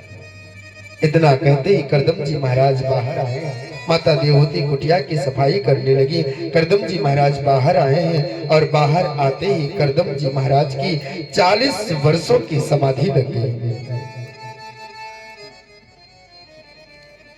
करदम जी महाराज समाधि में चले गए। समाधि को व्यतीत करते करते माता देवहूति जो थी ना, वो बुढ़ी हो गई है मेरे प्यारे। 40,000 वर्षों के बाद में करदम जी महाराज की समाधि टूटी है। और जब समाधि टूटी है करदम जी महाराज की, करदम जी महाराज ने देखा कि कुटिया से कोई बुढ़ी, कोई बुजुर्ग औरत बाहर निकल रही है। करदम जी महाराज ने पूछा, देवी आप कौन हैं और आप मेरी कुटिया में क्या कर रही हैं? माता देवहूति ने जाकर के दौड़ के प्रणाम किया है। माता देवहूति 40 वर्षों तक समाधि में थी। 40 वर्षों तक माता देवहूति करदम जी महाराज की सेवा करती है। प्रणाम किया, प्रभु आप समाधि से बाहर आ गए, कितना बड़ा मेरा भाग्य है। प्रभु आपको याद है, एक स्वयंभू मनु नाम के राजा थे। हाँ, का आपने तपस्या किया था। एक स्वयंभू मनु नाम के राजा थे, उनकी बेटी का नाम था देवहूति और देवहूति के संग में आपका विवाह हुआ था। हाँ, तो वो कहाँ है? कहा, प्रभु वो मैं हूँ। करदम जी महाराज का हृदय विदीर्ण हो गया। देवी तुम अपने घर नहीं गई, आपको अपने पिता के घर चले जाना चाहिए था। माता देवहूति ने कहा, प्रभु विवाह के बाद में पिता का घर घर नहीं रहता है, पति का घर ही उसका सर्वस्व हो जाता है। विवाह के बाद में बेटी पिता की नहीं रहती है। पिता का घर जो होता है ना, वो कैसा हो जाता है? कहा वो तो 1-2 घंटे का रिलेशन हो जाता है। जाओ घूम करके चले आओ। मेरा तो विवाह प्रभु आपके संग में हो गया, सो मेरा वहां क्या, वहां तो कुछ नहीं। देवी तुम क्या खाई? कहा कुछ नहीं, वो सूखे पत्ते खा करके और अपने जीवन को यापन किया। मत करदम जी महाराज एकदम विदीर्ण हो गए हैं और करदम जी महाराज माता देवहूति का हाथ पकड़ करके लेके गए हैं सरोवर में। और सरोवर में एक साथ में दोनों लोग डुबकी लगाए हैं और डुबकी लगा करके करदम जी महाराज और माता देवहूति बाहर निकल करके आई हैं। माता देवहूति 16 वर्ष की हो गई है, करदम जी महाराज 16 वर्ष के हो गए हैं। हजारों आभूषण हो गए हैं। जितना वैभव मनु जी महाराज के यहाँ था उससे कई गुना ज्यादा वैभव करदम जी महाराज के यहाँ दिख पड़ा है। मेरे प्यारे दिखाई पड़ने लगा है। बोले सच्चिदानंद भगवान की जय हो। मेरे प्यारे करदम जी महाराज वहीं पर वास करने लगे हैं। करदम जी महाराज वहीं पर रहने लगे अपने महलों में। कुछ समय व्यतीत हुआ है। करदम जी महाराज को इंतजार है कि नारायण पुत्र रूप में बन के आने को कहे हैं। जैसे आएंगे हम वन को चले जाएंगे। इस इंतजार में करदम जी महाराज की 9 कन्याएं होंगी। 9 कन्याओं के बाद में करदम जी महाराज के यहाँ एक पुत्र की उत्पत्ति हुई है, पुत्र हुआ है जिसका नाम है कपिल देव। बोले कपिल देव भगवान की जय हो। बोले कपिल देव भगवान की। कपिल देव भगवान का जन्म हुआ है। कपिल देव भगवान का जैसे ही प्रागट्य हुआ, करदम जी महाराज ने माता देवहूति से कहा था कि जैसे एक पुत्र होगा मैं घर को छोड़ करके और वन चला जाऊंगा। करदम जी महाराज घर को छोड़ करके और वन को चले गए हैं। माता देवहूति उस पुत्र का लालन पालन किया है। कपिल देव भगवान का तीसरा अवतार है कपिल देव भगवान का। कपिल देव भगवान ने अपनी 9 बहनों को बुला करके और माँ को बैठ करके कथा सुनाया है। 9धा भक्ति के विषय में बताया है, 9 भक्ति का ज्ञान दिया है। माता देवहूति प्रभु की समस्त कथा को सुनती हैं और कथा को सुनते सुनते माता देवहूति 10वीं भक्ति में प्रवेश पाई है। और जीव जब 10वीं भक्ति में प्रवेश पाता है तो जीव का शरीर पानी बन जाता है। मेरे प्यारे माता देवहूति 10वीं भक्ति में प्रवेश पाती हैं और प्रवेश पाते ही माता देवहूति का समस्त शरीर पानी बन गया है। पानी बन करके एक नदी बन करके बह करके चल दिया है। उसका नाम हो गया है सिद्धिदा। बोले सिद्धिदा मैया की जय हो। मेरे प्यारे सिद्धिदा नाम की नदी बन करके बह चला। कपिल देव भगवान उसी के जल से आचमन करते हैं और आचमन करने के बाद में कपिल देव भगवान सीधे गंगा सागर क्षेत्र में चले गए। परम पवित्र पावन स्थान है जहां अब सब लोग जाते हैं। गंगा सागर क्षेत्र जो वर्ष में केवल एक बार खुलता है। कब खुलता है? मकर संक्रांति। मकर संक्रांति के दिन एक दिन के लिए खुलता है। उसमें कपिल देव भगवान का दर्शन होता है। कपिल देव भगवान वहीं पर चले गए गंगा सागर क्षेत्र में जाकर के और वास करते हैं। बोले श्रीमद् भागवत महापुराण की हम सभी लोग दर्शन करते हैं। माता देवहूति का वंश आगे नहीं चला। देवहूति 3 महीने थी। आकृति देवहूति और पुरुषोती नाम की जो बहन है उसका विवाह हुआ दक्ष प्रजापति से ब्याही गई। आकृति का विवाह रुचि प्रजापति के संग हुआ। इन्हीं के यहाँ यज्ञ देव भगवान का प्रादुर्भाव हुआ है। और प्रसूति का विवाह दक्ष के संग में हुआ। दक्ष की कन्या का नाम है सती। इन्हीं सती महारानी भगवान शिव से ब्याही गई और भगवान शिव की बात का निरादर करके, भगवान शिव की बात को ना मान करके दक्ष प्रजापति ने शिव के प्रति कपटपूर्ण यज्ञ को रखा। उस यज्ञ मंडप में आई है सती महारानी। किसी ने स्वागत ना किया। सती महारानी आवेश में आकर के और अपने आप को यज्ञ कुंड में अनाहुत कर लिया है। सती अनाहुत करने का जब समाचार भगवान शिव के पास पहुंचा, भगवान शिव ने गणों को भेजा और मेरे प्यारे भृगु आदि ऋषियों की दाढ़ी जटा को उखाड़ डाला और दक्ष प्रजापति के सर को धड़ से अलग कर दिया है। देवताओं ने निवेदन किया। देवताओं के निवेदन करने से भगवान शिव ने दक्ष प्रजापति को बकरे का सर लगाया है। बोले भूत भावन भोलेनाथ की जय हो। बोले भूत भावन भोलेनाथ की जय हो। भगवान शिव ने सती के अंग को उठाया है, सती के शरीर को उठाया है और आवेश में आकर के, कष्ट में आकर के सती के शरीर को लेकर के और दौड़ पड़े हैं। जहां जहां पर सती मैया के अंग गिरे हैं वहां वहां पर एक एक शक्ति पीठ बन करके और उत्पन्न हो गए। इन्हीं मनु जी महाराज का वंश में 3 कन्याओं के बाद में 2 पुत्र हुए हैं। एक का नाम है प्रियव्रत और दूसरे का नाम है उत्तानपाद। प्रियव्रतो उत्तानपादो सतरूपापते सुतौ वासुदेवस्य कलया रक्षया जगता स्थिता। मेरे प्यारे, प्रियव्रत और उत्तानपाद 2 पुत्र हैं। प्रियव्रत का अर्थ क्या होता है? प्रिय माने अच्छी, व्रत माने प्रतिज्ञा। जिसने अपने जीवन में अच्छी प्रतिज्ञा किया उसी का नाम प्रियव्रत है। उत्तानपाद का अर्थ होता है उच्चई पादा, जो अपने यश के द्वारा, अपने कीर्ति के द्वारा जिसका पैर समाज में ऊंचा हो उसी का नाम उत्तानपाद है। इन्हीं राजा उत्तानपाद का विवाह हुआ। इन्हीं राजा उत्तानपाद की पत्नी का नाम है सुरुचि, नारायण सुनीति। इनकी पत्नी का नाम है सुनीति। स्वानीति यस्य सा सुनीति, जिसकी बड़ी सुंदर नीति है उसी का नाम सुनीति है। राजा उत्तानपाद के घर में सर्वस्व है, सब कुछ है, केवल एक चीज की कमी है। क्या? केवल पुत्र नहीं। राजा उत्तानपाद का राज्य बहुत ही सुचारू रूप से चल रहा है। आज राजा उत्तानपाद सुदूर प्रांत में शिकार खेलने गए हैं, वन विहार करने के लिए गए। वहां सुंदर प्रांत की राजकुमारी को देखा है और राजकुमारी पसंद आ गई। तो राजा उत्तानपाद के ने स्वरूप को देखा। उसका स्वरूप इतना गोरा चिट्टा था, इतना मासूम था कि राजा उत्तानपाद अपने आप को केंद्रित न कर सके, उसके तरफ आकर्षित हो गए और आकर्षित होकर के उस कन्या से विवाह किया। उसका नाम है सुरुचि। सुष्ट नीति यस्य सा सुरुचि, जिसकी नीति सुष्ट है, जिसकी नीति गंदी है, वही तो सुरुचि है। सुरुचि के संग में विवाह किया है। साधक कहते हैं कभी किसी के चेहरे पर विश्वास नहीं करना चाहिए। मेरे ये चेहरा होता है ना, जिस प्रकार से सुबह शाम दोपहर होता है ना, इसी प्रकार से ये चेहरा रंग बदलता है। कभी किसी के चेहरे पर विश्वास नहीं करना चाहिए।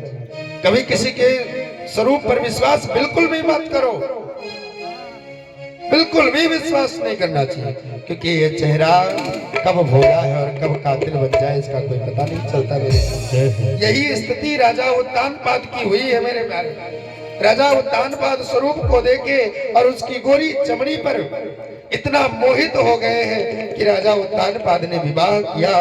विवाह करके जैसे घर में लेके आए, सुरुचि ने कहा ये कौन है? कहा ये मेरी बड़ी पत्नी सुनीति है। कहा यदि घर में रहेगी तो मैं घर में रहने वाली। राजा उत्तानपाद अभी भी उसके स्वरूप पर मोहित है।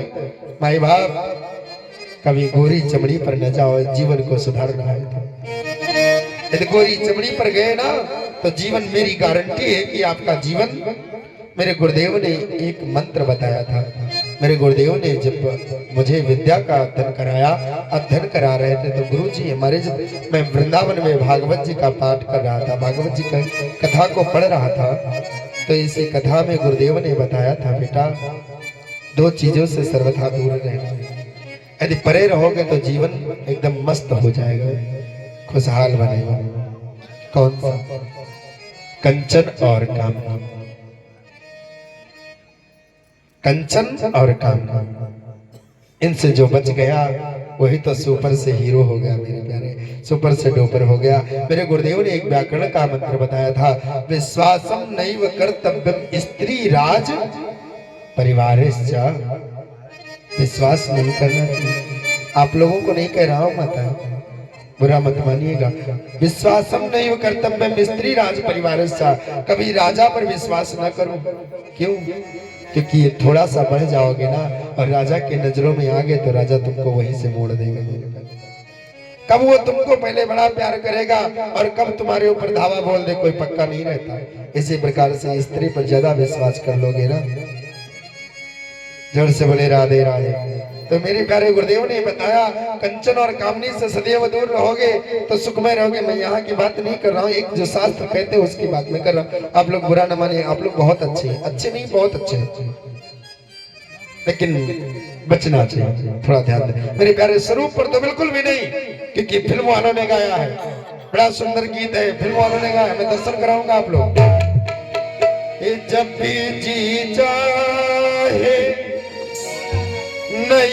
दुनिया बना लेते हैं लोग, जब भी जी चाहे नई दुनिया बना लेते हैं लोग। और एक चेहरे पे कई चेहरे लगा लेते हैं।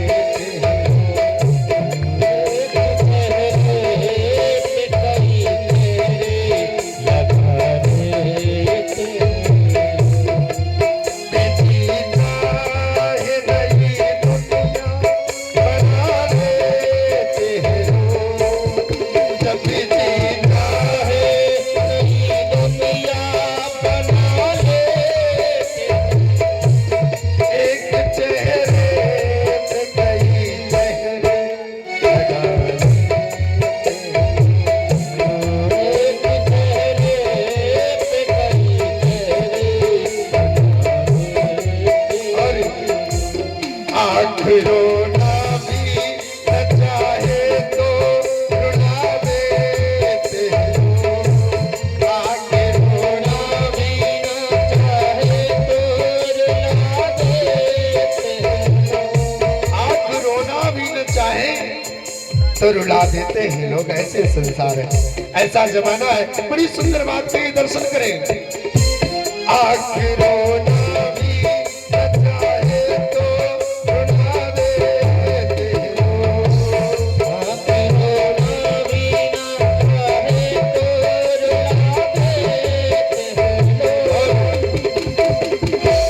सके भाई को जहर पिला देते सके भाई को जहर पिला देते सके भाई को जहर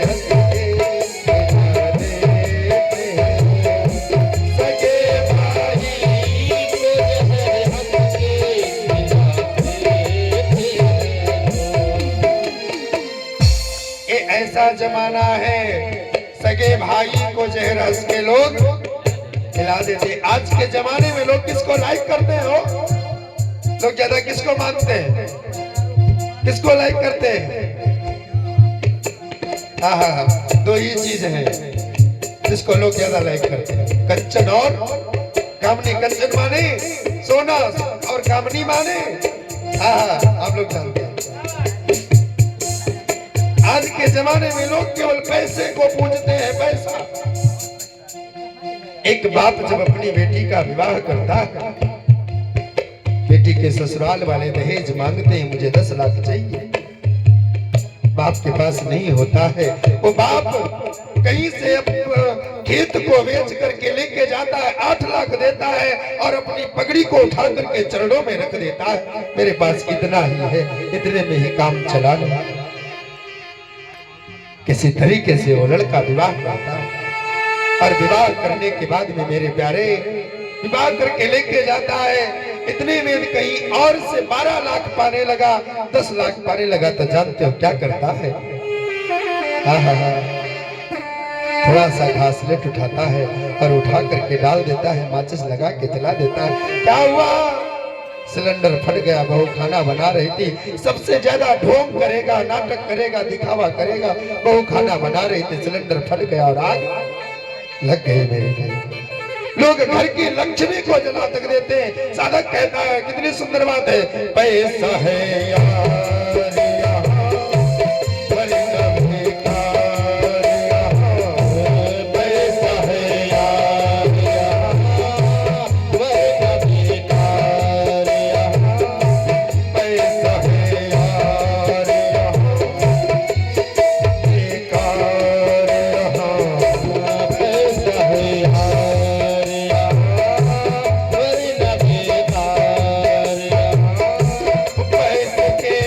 खातिर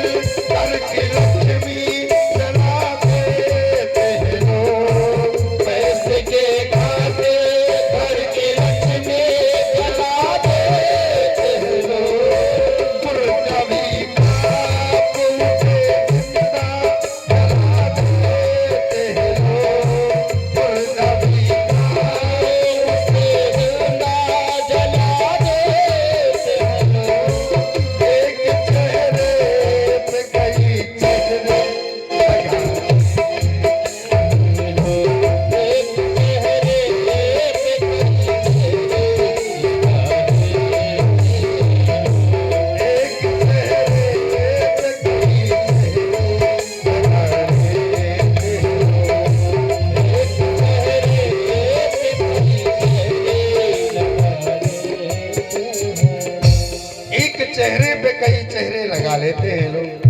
संसार ये है मेरे भाई। लोग चेहरे पर को प्रेम करते हैं, थोड़ा सा देखा ना सुंदर है भगवान, लेकिन मेरे प्यारे ये चेहरा कब कातिल बन जाए पता नहीं। किसी फिल्म वालों ने गाया है और एक सुंदर गीत को मैं ज्यादा नहीं गाने का प्रयास करूंगा क्योंकि आप सभी लोग अन्यथा में ले लेंगे, अन्यथा में ना लीजिए। फिल्म वालों ने गाया, दर्शन करें। ये चेहरा क्या देखते हो, दिल में उतर के देखो।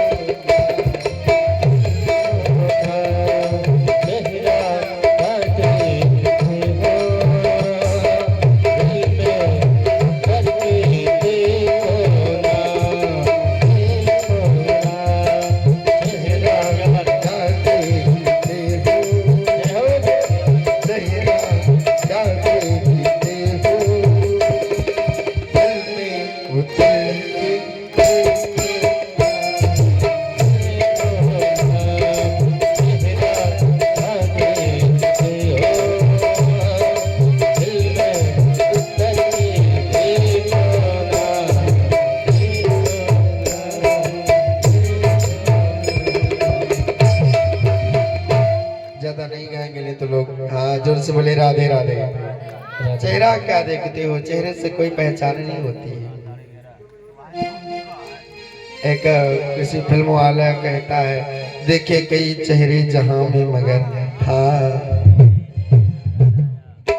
मैं ज्यादा गाऊंगा लोग अन्यथा में ले लेंगे, कहेंगे महाराज हाँ फिल्म के गीत गा रहे हैं। लेकिन मेरे प्यारे गीत बुरे नहीं है। पहले के आजकल के लोग सुनते हैं ना, देखो ना आपके यहाँ डीजे बजा होगा, भोजपुरी लोग सुनते हैं ना। हाँ अरे माई हो दादा, हाई भोजपुरी वालों ने हाई धैया कह दी नहीं, ऐसा धैया कहले हैं कि पुछबे ना करा। हाई बाबू एक बार ध्यान से को गाना बैठ के सुन ला, दिमाग खुल जाए, हाई खोपड़िया एकदम भनक जाए। आहा और जो हाँ ठुमका लगाते हुए भोजपुरी पे कि पुछबे ना करो, हमरा के तो भोजपुरी पसंद बा, हमरा के भोजपुरी पसंद। चुप रहे।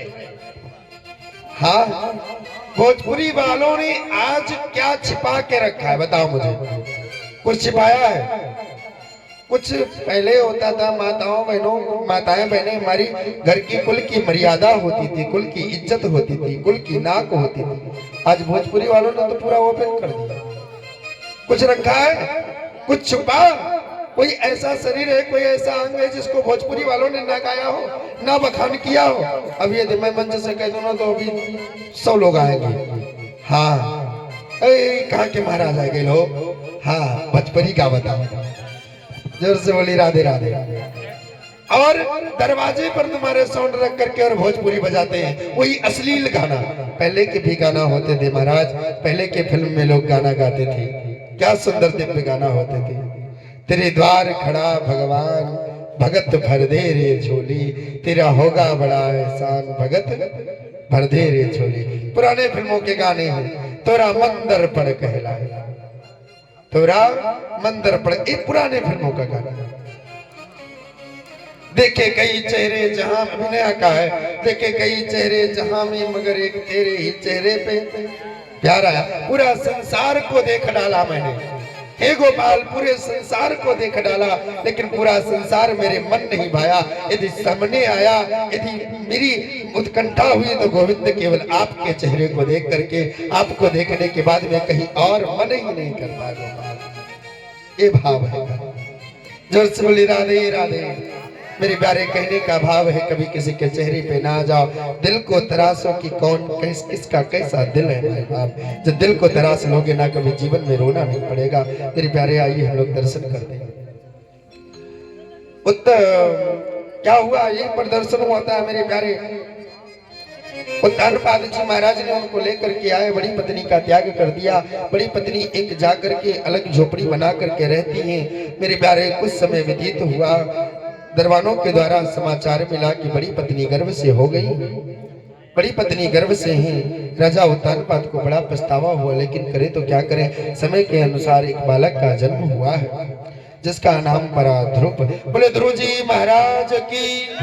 ध्रुव जी महाराज परमात्मा के परम लाडले भक्त हैं। ध्रुव जी की मैया सुनीति जहाँ कहीं भी संतों के आश्रम में सेवा करने जाती है तो अपने संग में अपने पुत्र ध्रुव जी को भी लेकर के जाती है। ध्रुव जी भी संत जी की सेवा करते हैं।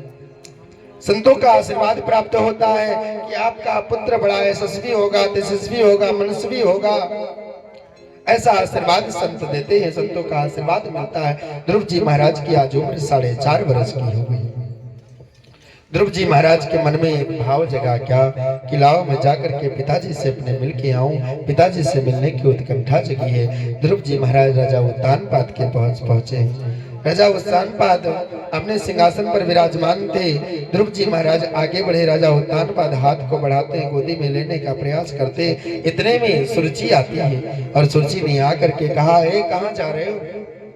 कहा अपने पिता की गोदी में बैठने के लिए। कहा इस मंच पे, इस सिंहासन पे तुम्हारा बैठने का कोई अधिकार नहीं। क्यों?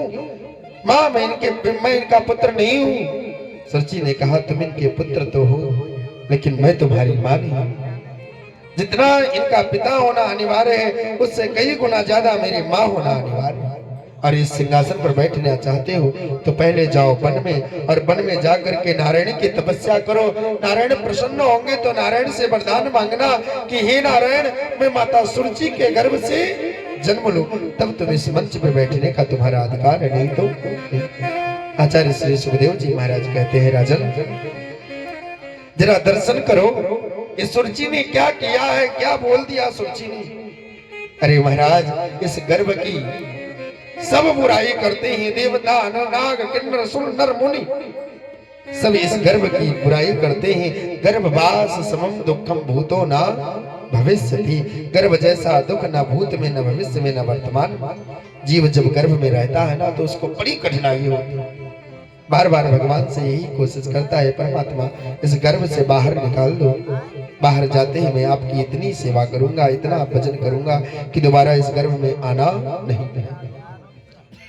और आज इस सुरुचि ने गर्भ को क्या किया है? जिस गर्भ की बुराई होती है उस गर्भ को सुरुचि ने भगवान, अपने गर्भ को भगवान से भी ऊंचा बताया। पहले जाओ भगवान की तपस्या करो, भगवान नारायण प्रसन्न होंगे, उनसे वरदान मांगा तब मांगना, तब तुम मेरे गर्भ से जन्म लोगे, तब इस मंच पे बैठने के अधिकारी।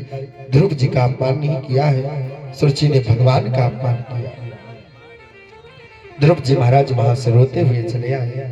माँ ने पूछा है क्या बात है बेटा, क्यों रो रहे हो? ध्रुव जी महाराज आवेश में आ गए। माँ देख लेना इस माता सुरुचि को एक दिन हम ही बताएंगे। सुनीति माँ ने दौड़ करके ध्रुव जी के मुख को बंद कर लिया। कहा माँ मंगलम तात परेश मस्तां भुंगते जनो यद पर दुखस्तथा सत्यम सुरेच वेहता भवान में यद दुर्भागया उदरे गृहीता। बेटा कभी माँ के विषय में अमंगल की बातें नहीं करते। सुरुचि ने क्या गलत कहा? सत्यम सुरेच वेहता भवान में। अरे सुरुचि ने तो सही कहा है। अरे तुम दुर्भागी हो, मैं दुर्भागन हूँ, मैं अभागन हूँ जो तुम मेरे गर्भ से जन्म लिए। अरे तुम्हें तो कोई देव योनि में जन्म लेना चाहिए। अरे बेटा तुम तो गए थे संसार के पिता की गोदी में बैठने के लिए। और माँ सुरुचि ने क्या गलत कहा? अरे उसने तो परम पिता परमात्मा की गोदी बता दिया बैठने के लिए। बेटा तुम्हें वन में कल जाना है, आज चले जाओ, आज जाना है अभी चले जाओ। ध्रुव जी ने कहा माँ तुम भी वन में जाने के लिए कहती? हाँ। ध्रुव जी महाराज ने कहा जब माँ ने कह दिया तो जाना ही। ध्रुव जी महाराज चल गए। अब ध्रुव जी महाराज पूछते हैं माँ मुझे मार्ग कौन बताएगा? क्यों? क्योंकि बिना गुरु के ज्ञान नहीं होता। क्यों ना हो शंकर के समान ऐश्वर्यशाली की, क्यों ना हो, बिना गुरु का भव से पार नहीं होता। माँ ने कहा यदि देखो कोई मिल जाएगा तो गुरु बना लेना, नहीं कोई मिलेगा तो हनुमान जी को गुरु बना करके चले जाना। ध्रुव जी महाराज आगे बढ़े हैं, मार्ग में पहुंचते हैं। नारद जी महाराज मिले हैं। नारद जी को ध्रुव जी महाराज ने जैसे देखा है साष्टांग चरणों में लेट गए। ध्रुव जी महाराज को देख करके नारद जी कहते हैं मानो मुझे लगता है कोई हाँ योग्य है, जिस प्रकार से आप लोग ढूंढते हैं ना कि कोई योग्य गुरु मिले, इसी प्रकार से हम लोग ढूंढते हैं कि कोई योग्य चेला मिले, कोई योग्य शिष्य मिले। हाँ हाँ, नारद जी महाराज को प्रणाम किया। नारद जी को समझ में आगे लग रहा है कुछ काम का है। क्या नाम है? कहा मेरा नाम ध्रुव है। कहाँ से आए हो? कहा मैं राजा उल्तानपाद का बेटा हूँ, माता मेरी माँ सुनीति है। कहाँ जा रहे हो? वन में। क्या करने? भगवान की तपस्या करने। क्या करोगे तपस्या करके? भगवान को प्रकट करेंगे। अरे भगवान का जन्म, यदि भगवान वन में मिलते होते तो शेर भालू का जन्म होता है, उनको मिल गए होते। जंगल में न जाओ, खा जाएंगे, वापस घर लौट जाओ, नहीं जाएंगे वापस। बहु प्रकार से, इतना समय नहीं है मेरे पास जो मैं विस्तार करूं। बहु प्रकार से नारद जी ने वापस करने का प्रयास किया। अंत में ध्रुव जी महाराज ने कहा, आप हैं कौन? नारद जी ने कहा, मैं देव ऋषि नारद हूँ। कहा, कदापि आप नारद नहीं हो सकते। क्यों? क्योंकि मेरी माँ कहती है नारदो देव दर्शना, नारद जिसको मिल गए उसको नारायण जरूर मिल जाएंगे। आप नारद हैं, जो आप संत हैं, जो मुझे घर जाने को प्रेरणा देते हैं। नारद ने कहा, मैं ही संत हूँ। ध्रुव जी महाराज को नारद जी ने मंत्र दिया है, ओम नमो भगवते वासुदेवाय। कहा, जाओ जमुना जी में स्नान करना, पावन वृंदावन में जाकर के समाधि लगा करके नारायण का भजन करना। मुझे विश्वास है तुम्हें नारायण जरूर मिलेंगे। ध्रुव जी महाराज जाकर के उसी मंत्र का जाप करते हैं। प्रथम महीना ध्रुव जी महाराज के मंत्र का जाप का आरंभ हुआ है। ध्रुव जी महाराज 3 दिन तक कुछ नहीं खाते, 3 दिन में फल तोड़ करके खा लेते। ध्रुव जी महाराज का दूसरा महीना आरंभ हुआ। ध्रुव जी महाराज 6 दिन तक कुछ नहीं खाते, छठे दिन जल को पी करके और रह जाते। तीराद्रांते तीराद्रांते प्राप्ते कपितवदरासना आत्मवृत्त्यानुसारेण मासं नित्यर्चनम्। ध्रुव जी महाराज के तीसरा महीना आरंभ हुआ। ध्रुव जी महाराज 9 दिन तक कुछ नहीं खाते, 9वें दिन तक पत्ती तोड़ करके खा लेते। चौथा महीना आरंभ हुआ। ध्रुव जी महाराज 4 दिन तक कुछ नहीं खाते, 12 दिन तक कुछ नहीं खाते, 12वें दिन हवा पी करके और रह जाते। ऐसे करते करते ध्रुव जी महाराज का चौथा महीना पूरा हुआ। 5वां महीना भजन का आरंभ हुआ है। पंचमे मासुनो प्राप्ते जित श्वासो निपात्मजः ध्यायेन ब्रह्मपादैकेन तस्थो स्थाणिव स्वीश्चला। ध्रुव जी महाराज का 5वां महीना आरंभ हुआ। ध्रुव जी महाराज ने अपने श्वास रंध्र को रोक लिया है। धीरे धीरे ले जाकर के ब्रह्म रंध्र में जाकर के श्वास लटक गया है, प्राण अवरुद्ध हो गया, एकदम सन्नाटा सा छा गया है। हृदय में नारायण की झांकी, उसी झांकी का प्रागट्य हुआ है। जैसे ध्रुव जी महाराज की श्वास बंद हुई है, जितने आकाश मंडल में देवता हैं घबरा गए, दौड़े दौड़े ब्रह्मा के पास गए, प्रभु मुझे श्वास नहीं आ रही है। ब्रह्मा ने कहा, मैं कुछ नहीं कर सकता, क्योंकि नारायण का परम लाडला भक्त नारायण की समाधि में हम नारायण ही कुछ कर सकते। ब्रह्मा और देवता नारायण के पास गए। नारायण ने कहा, मैं अभी जाकर के दर्शन देता हूँ। नारायण आए हैं और ध्रुव जी को दर्शन दिया है। देवताओं के प्राण स्वचलित हो गए। नारायण का दर्शन पाकर के ध्रुव जी महाराज ने बहु प्रकार से स्तुति किया है, वंदन किया, प्रणाम किया। नारायण ने ध्रुव जी महाराज को कहा, जाओ घर जाकर के राज्य का भोग करो। जाकर के ध्रुव जी महाराज आए हैं, जैसे घर पे पहुंचे हैं, मेरे प्यारे राजा उत्तानपाद घर को छोड़ करके वन चले गए हैं। राजगद्दी को ध्रुव जी महाराज संभालते हैं। जो सुरुचि है, सुरुचि के गर्भ से एक पुत्र उत्पन्न हुआ जिसका नाम हुआ है उत्तम। उत्तम उतना ही उड़न है। उत्तम कुबेर की बगीचे में गया है, बगीचे को उजाड़ने लगा, यक्षों को मारने लगा। यक्षों ने मिल करके और उत्तम को मार दिया। ध्रुव जी महाराज को क्रोध आया। ध्रुव जी महाराज निरपराध यक्षों को मारने लगे हैं। राजर्षि परीक्षित कहते हैं, आचार्यवर, जिसको नारायण का दर्शन हो गया है उसका चरित्र ऐसा कैसे हो सकता है? सुखदेव जी महाराज कहते हैं, राजन, जितना अनिवार्य है भगवान का दर्शन होना, उससे कई गुना ज्यादा अनिवार्य है सत्संग का मिलना। ध्रुव जी को भगवान का दर्शन तो मिल गया, लेकिन सत्संग नहीं मिला। मेरे प्यारे जीवन में सत्संग बहुत अनिवार्य है। ध्रुव जी महाराज के पर बाबा आए हैं स्वयं मनु जी महाराज। स्वयं मनु जी महाराज आकर के और ध्रुव जी महाराज को सत्संग का ज्ञान कराते हैं। ध्रुव जी महाराज को सत्संग का ज्ञान हुआ है। इतने में मृत्यु आ गई। मृत्यु देवी आई है। ध्रुव जी महाराज को कहती है, मैं मृत्युलोक की मालकिन मृत्यु हूँ, मुझे स्वीकारो। नारायण के पार्षद आ गए। विमान जा रहा था, पार्षदों ने हाथ लाया, कहा इनसे कह दो सर को नीचा करे। ध्रुव जी ने मृत्यु देवी से कहा, माँ थोड़ा सर को नीचा करो। मृत्यु देवी ने कहा, नहीं मैं झुकने वाली नहीं हूँ, लोग मेरे सामने झुकते हैं। ध्रुव जी ने कहा, थोड़ा सा तो झुको माँ। जैसे ही ध्रुव जी महाराज के कहने पर मृत्यु देवी ने अपने सर को झुकाया है। ध्रुव जी महाराज ने मृत्यु देवी के सर पर मृत्यु मूर्धन परम दत्वा आरुह्याद्भुतम ग्राम, मृत्यु देवी के सर पर पैर को रखा और पैर रख करके नारायण के विमान में विराजमान होकर के विमान में बैठ करके और चले गए हैं। बोले ध्रुव जी महाराज की। मेरे प्यारे, सत्संग में वो सामर्थ्य है, सत्संग में वो हिम्मत है, वो ताकत है कि मृत्यु को भी हरा सकती है। मेरे प्यारे, मृत्यु को भी मात दे सकता है कौन? सत्संग। यदि सत्संग अच्छा है मेरे प्यारे, तो तुम्हें जीवन में वृद्ध अवस्था नहीं देखनी पड़ेगी। मेरे प्यारे, वो सत्संग है। तो आइए हम सभी लोग बड़े ही भाव से सत्संग का चिंतन करते हैं। कैसे? ए संतन के संग लाग रे, तेरी अच्छी बनेगी।